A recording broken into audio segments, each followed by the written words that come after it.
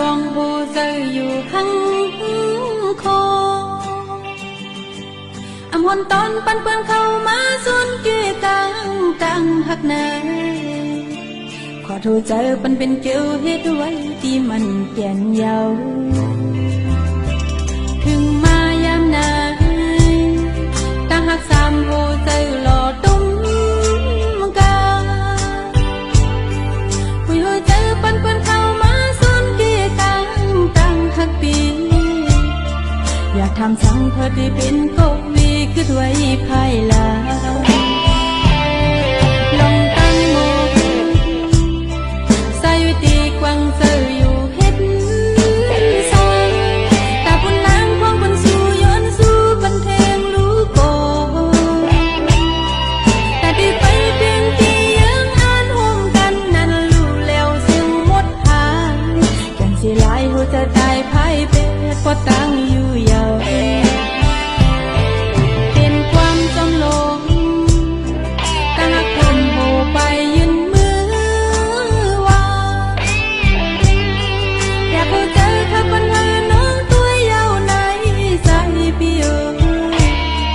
อยู่จะยืนเป็นมันก่อนน้ำกำคนยันเจอหมด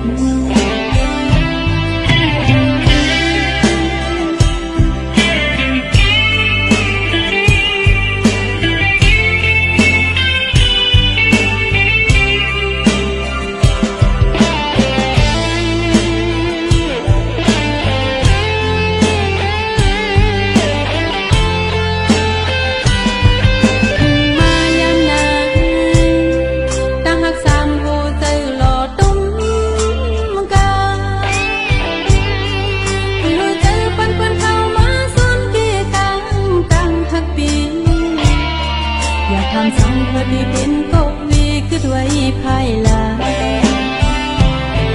ลองตั้งโมใส่วิธีกวางเจออยู่เฮ็ดซอยแต่บุญนางของบุญสู่ย้อนสู่บันเทงรู้โก